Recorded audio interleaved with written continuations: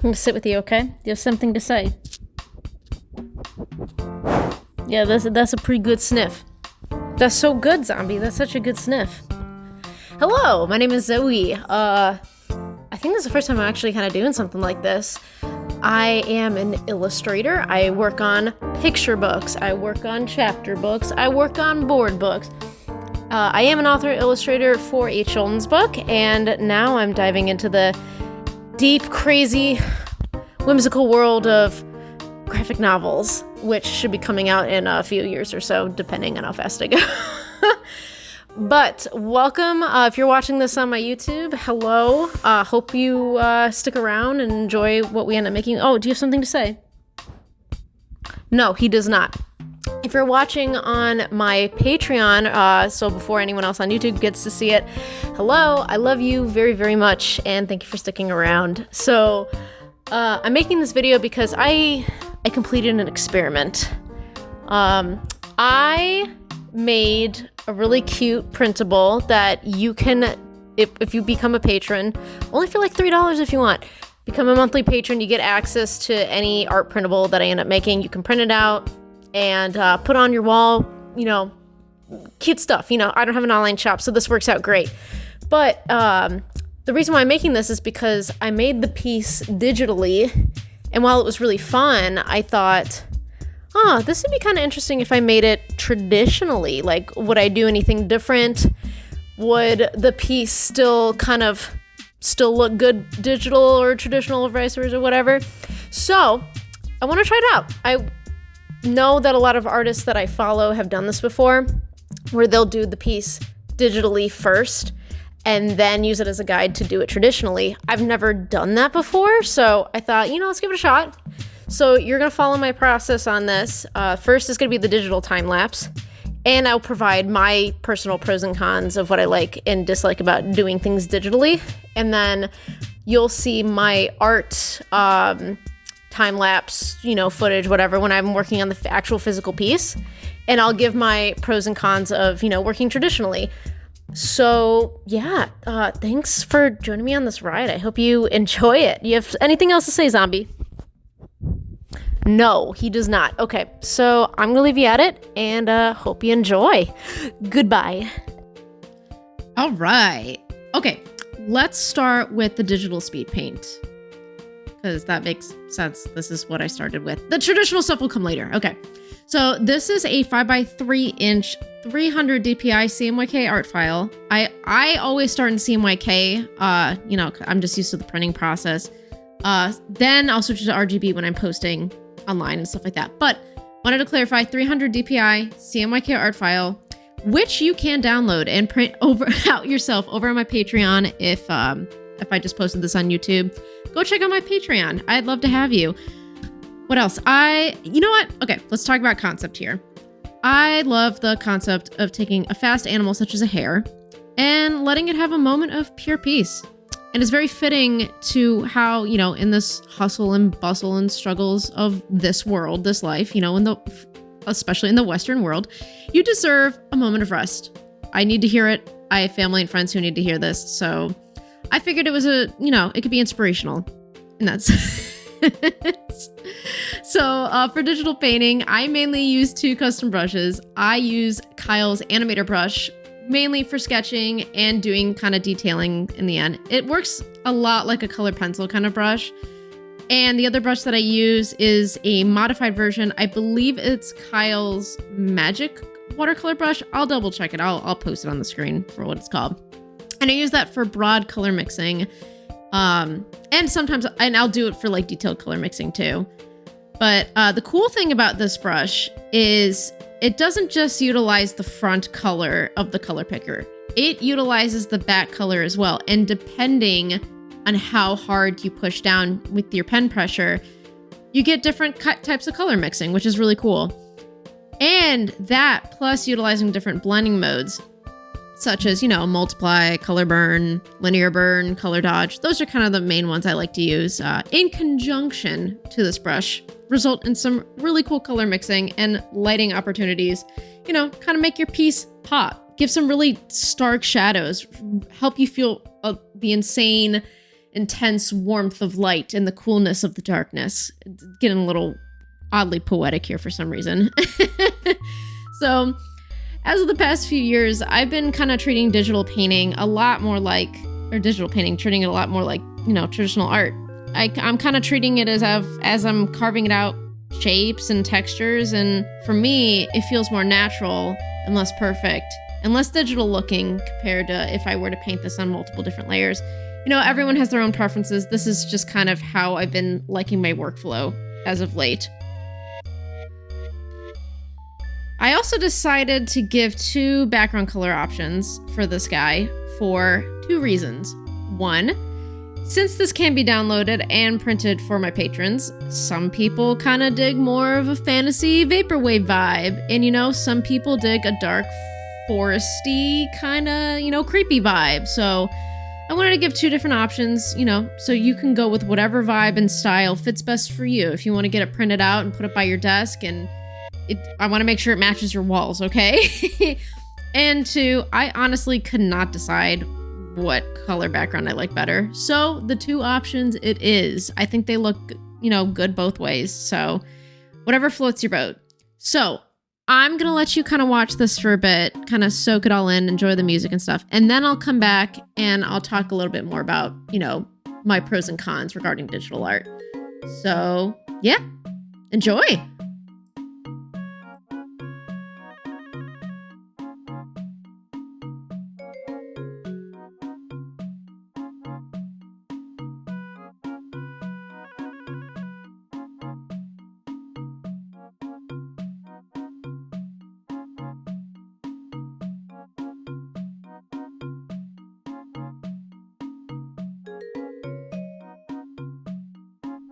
Hello again. Hopefully I didn't scare you. Haha, gotcha. Scared you. Spooked you. Okay, so let's kind of go over my disclaimer. These are my feelings and so on and so forth. What I personally find as digital art pros and digital art cons. So let's start with my pros. 1, there are so many tools to use at your disposal with these programs. I use Photoshop, but I imagine Procreate. I've used Paint Tool Sai.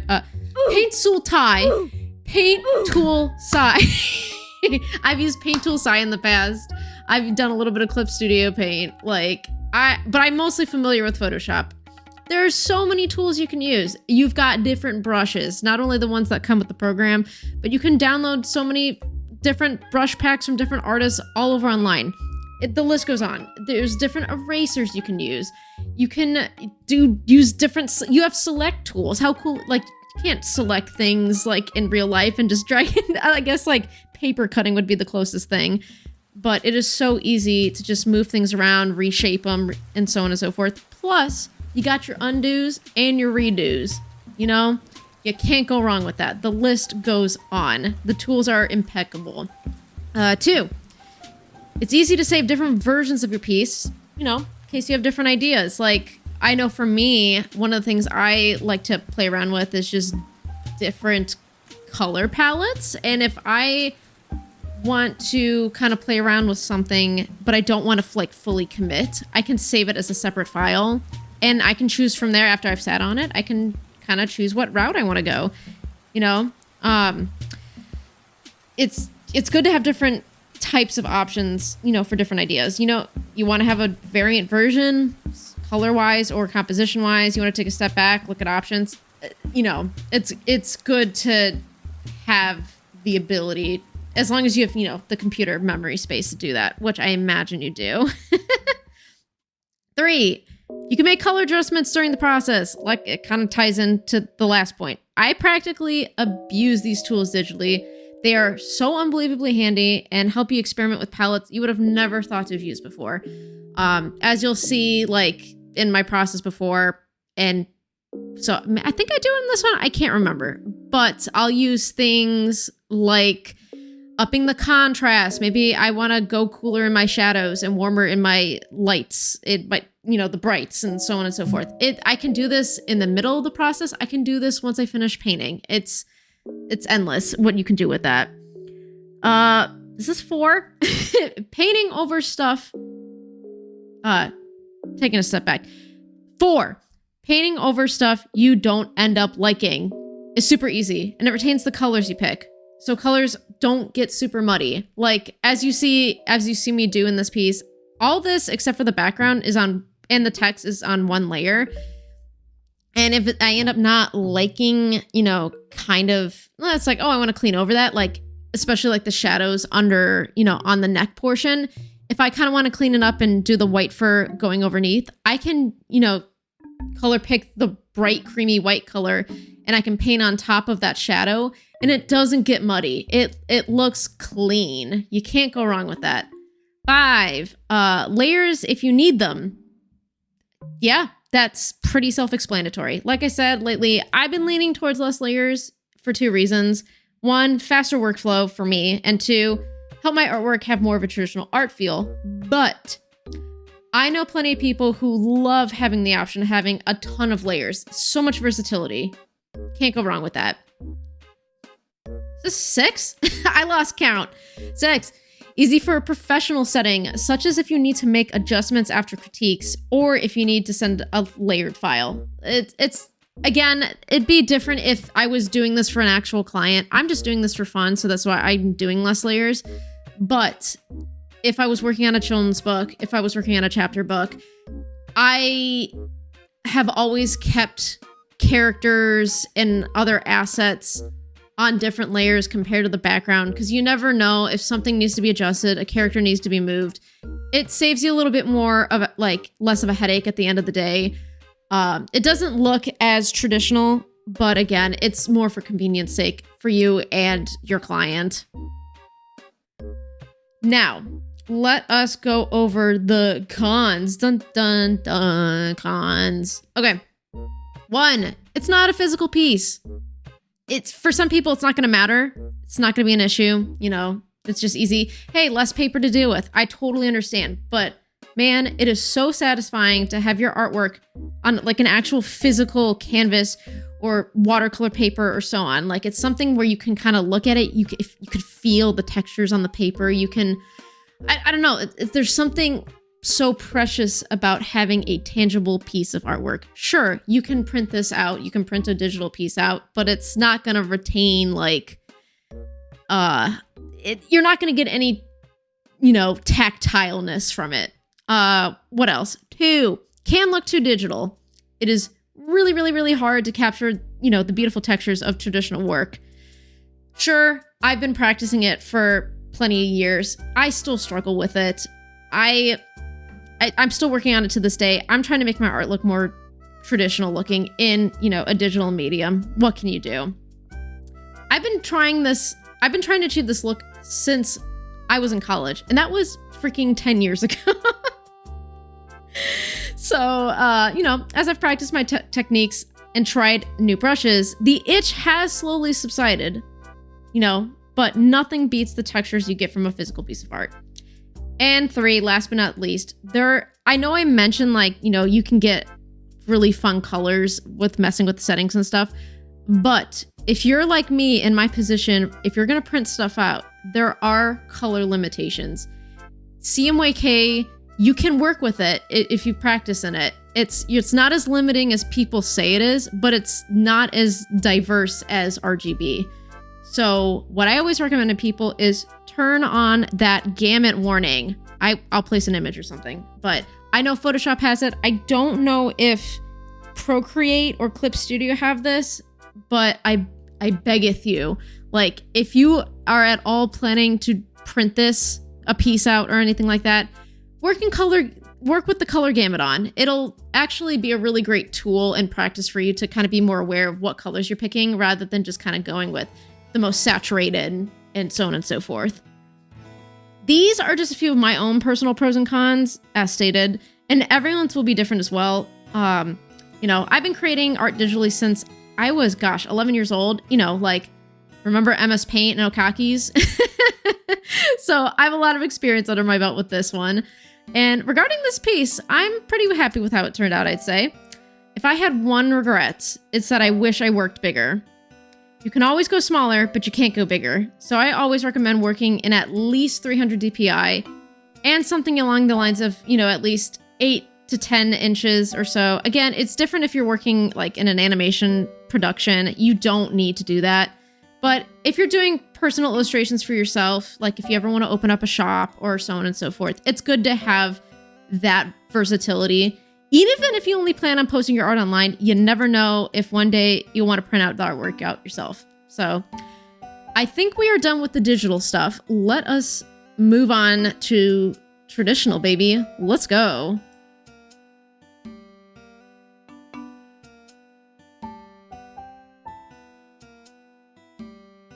All right, traditional painting time.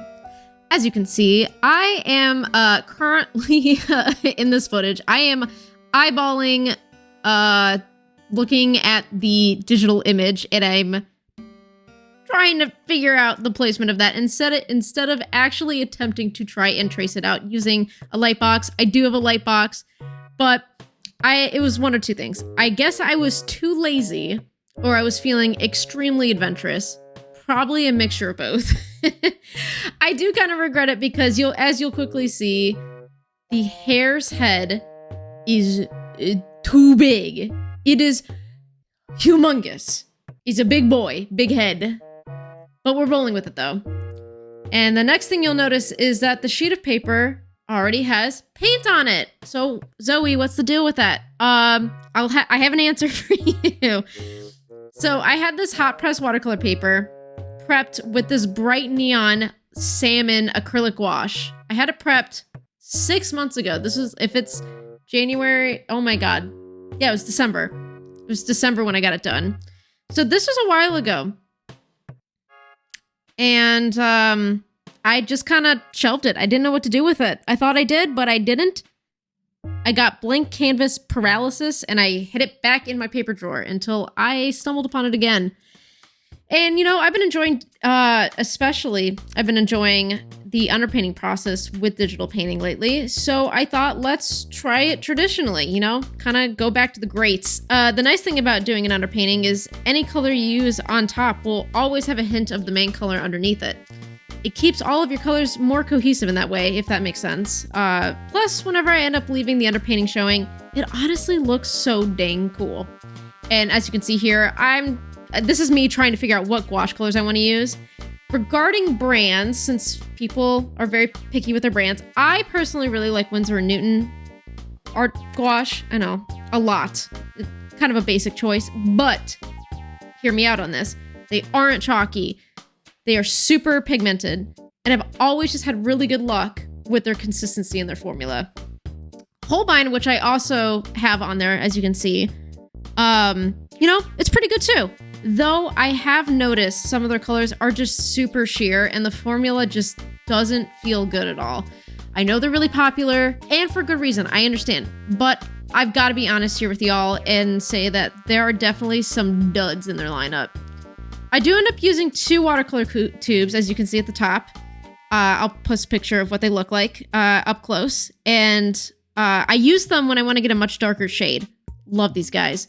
Mix them together and they make the most beautiful crimson green black. I swear. I'm sold on it.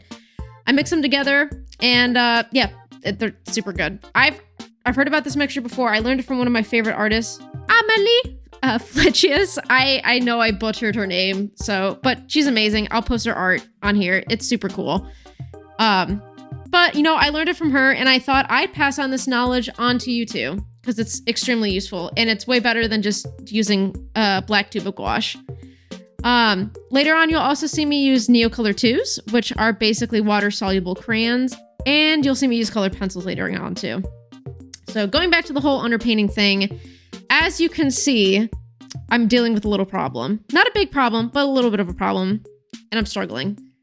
Trying to use white paint on top is kind of a pain, and it uses a ton of paint. Going through this video, you'll see me constantly going back and adding more and more and more paint. Not every technique is going to be foolproof, but at least I'm learning a lot on the way. It's about the journey, right? So while I'm on this too, I'll give a little bit of my history. Even though I'm mostly known as a digital art, artist. I do have traditional art experience, but by no means is it equal to the amount of blood, sweat, and tears that I've put into, becoming a better digital artist. Well, no blood was involved. I really don't know why I put that in there other than it just kind of fits with the original saying. But anyways, I always drew in a sketchbook since I was a kid. Then I dabbled a bit in traditional painting in high school, but I gotta be honest, I despised it. I was that teenage dork that proclaimed in my head, the future is now, old man. Digital art will reign supreme. But, I did end up doing some paintings. I had to, because I needed to get accepted into an art school. I had to show kind of my broad bandwidth with art. But it wasn't until my junior year of college where I slowly started to open up about, having more fun with traditional art materials. And by the time I graduated college, I had realized I had made a terrible mistake, and I let my stupid prefrontal cortex pride stop me from actually putting any form of effort into making cool traditional art. Since then, basically at this point, I am almost 30 now. I'm going to be 30 this year. I've been playing catch up. And you know what? I think I'm doing okay. Yeah, I didn't try hard with traditional, materials in college, but so life goes. I still have my whole life ahead of me to get better at this. I'm doing okay. I've participated in a couple of gallery shows where I have submitted traditional artwork, and thankfully those have actually sold. Thank you to anyone who's bought any of my pieces, digital and traditional. So while it's not the same amount of time I've put into my digital art practice throughout my life, hopefully I have enough behind me where I can talk a bit about my experience with the other side of, this 2D art spectrum. So I'm going to let you go, kind of enjoy. Good. I'm closing in. I'm zooming in on the process a little bit. So yeah, sit back, relax, enjoy my process, and I'll come back in a little bit later to talk about, my traditional art pros and cons. All right, sound good? Okay, goodbye.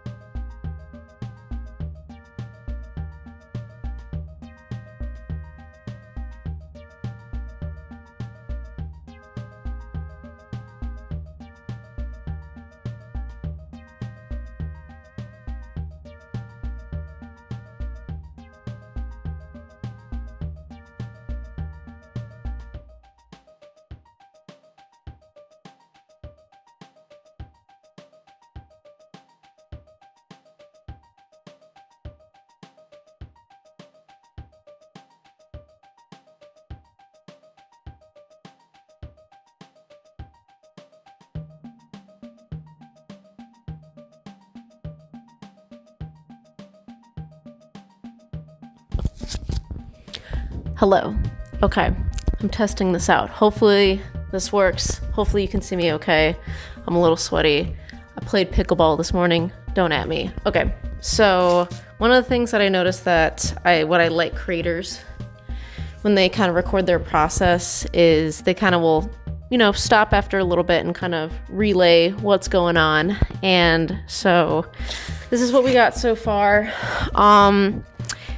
Looking more like a dog than a rabbit, but that's okay. We're gonna work with it. Maybe like a little baby rabbit.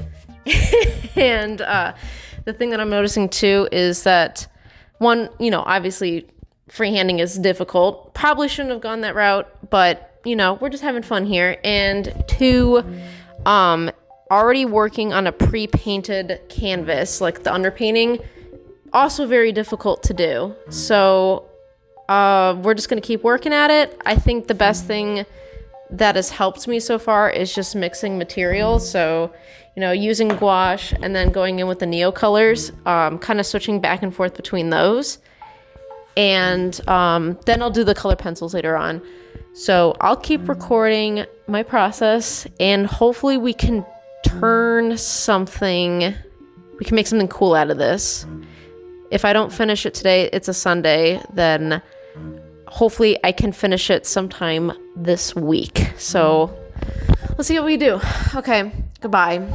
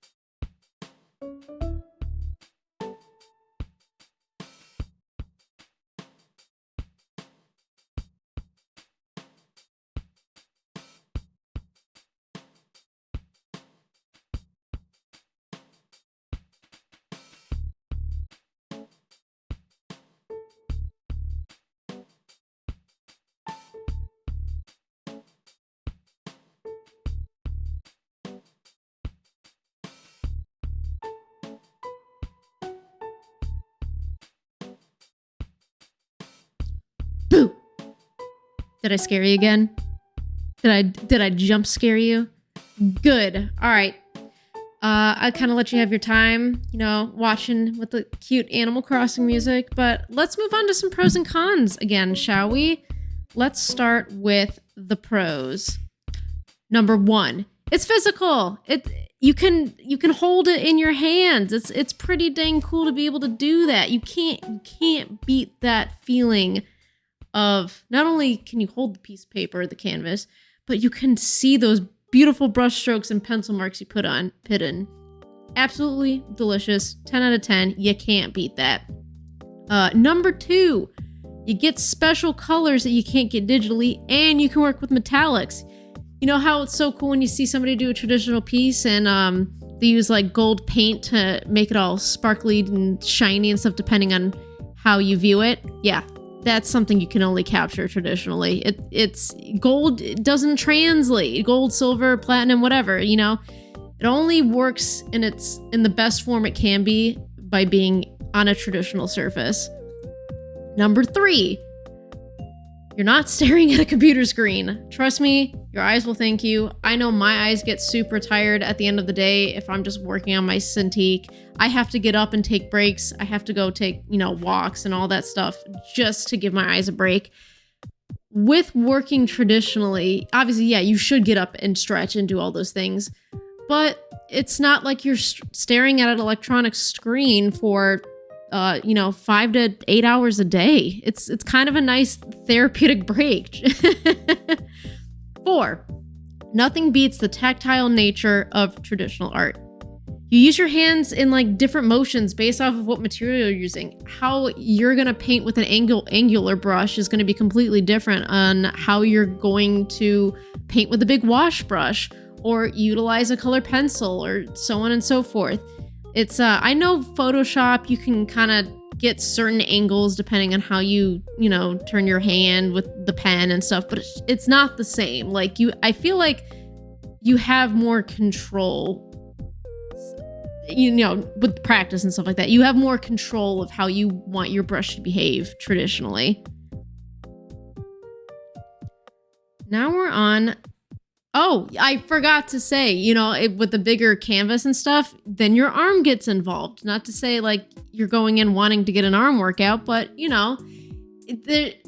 or screen printing. That's a completely different medium compared to this, but it's the physical nature of pushing the paint across the screen. It's very rewarding. Okay, number 5. You can sell the original piece and you can scan it to make prints of that piece. If you run an online shop, this is honestly just a completely genius move to make. It caters to those who just want to buy a nice print to hang in their homes, from you and stuff like that. And you can also appease to all of those art collectors and appreciators out there.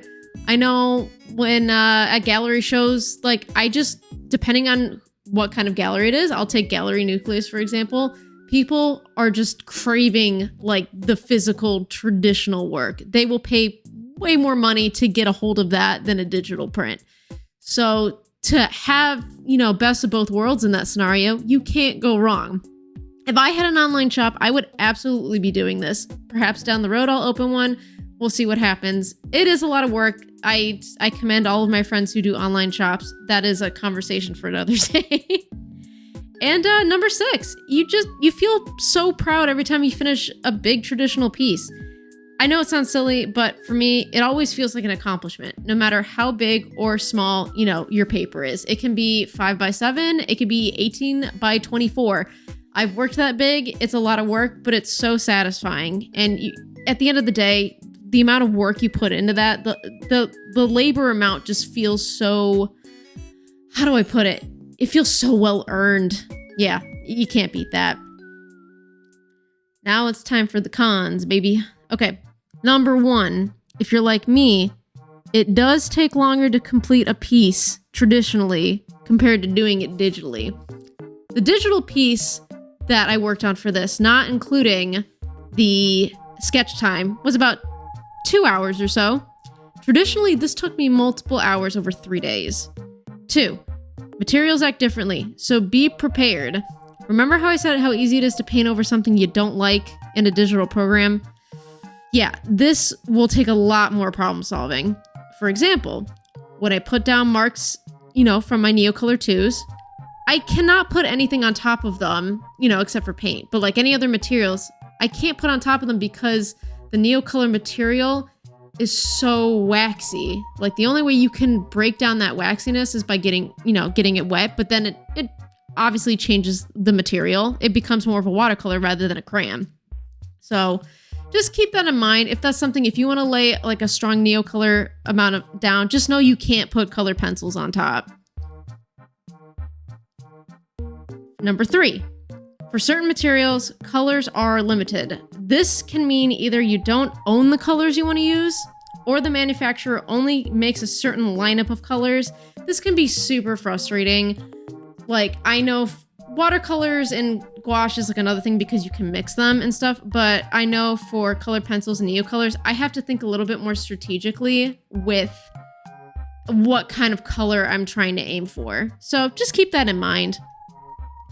And number 4, expensive. It can be pretty expensive especially if you need to constantly buy materials. This part just sucks. Like, it's just the nature of things cost money. Not like you just pay. For me, I just paid once for my Photoshop because I use CS6. But it's But basically, like, I had a one-time purchase. I'm done. I don't have to worry about anything else unless I want to buy more brushes. Traditional materials, if you run out of something, you gotta go get more of it. So see if there are any sales on the materials you want online or in an art store. See if you can go for a bulk wholesale price or materials you know you're gonna use all the time. I know there's definitely sales in bulk art supply stores. You just gotta look in the right places. So, like I mentioned earlier, everyone's pros and cons are going to be different. Despite a lot of the cons, I still really enjoy traditionally painting when I have the time to do so. It's therapeutic to step away from the Cintiq and get lost in paints and crayons and pencils and see what you end up at the end. It can be harder to see the light at the end of the tunnel sometimes with working traditionally, but you know what? Who knows? You're not going to know until you put yourself in that position, and you might end up with something you really, really like, or hey, if you don't, you end up with more knowledge, you know, at this point with these materials than you did before you started. And I think that's worth it. Like, this goes to digital too, you know? We're going to make mistakes or things that we don't like. We can start over and you learn from it.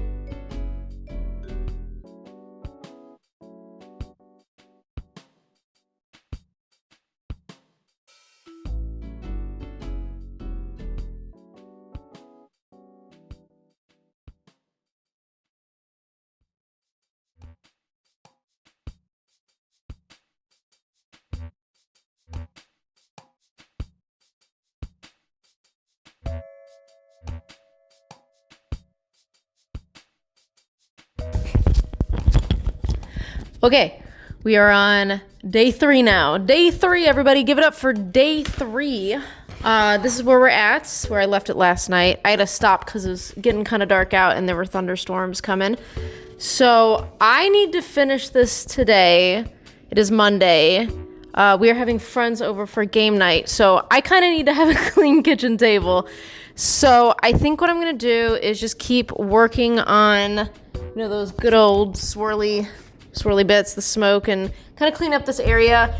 Will I attempt the text? I don't know, but we'll see where we get there. That's pretty much it. I hope it goes well. It's looking good so far. It's looking way better than how we started. I was really nervous at the beginning. But I'll go over my thoughts later on just kind of the whole, painting on top of an acrylic gouache base. So, yeah, let's jump right into it. Let's go. Let us go.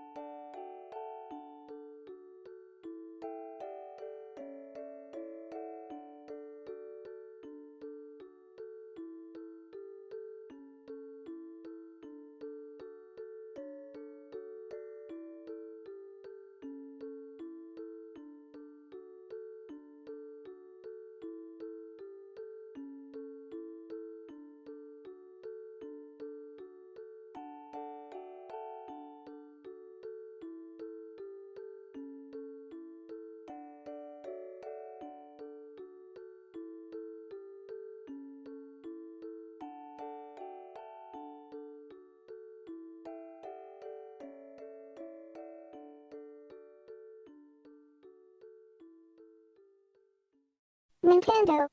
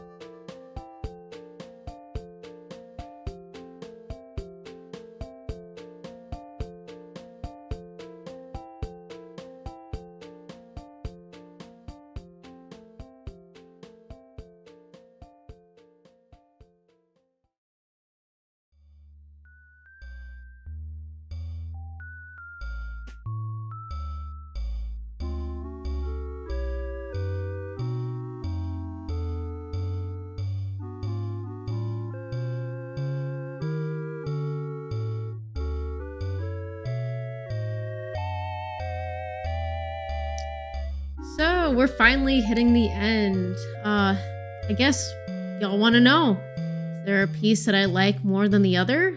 Did I learn anything interesting from this experience? Would I ever do this again?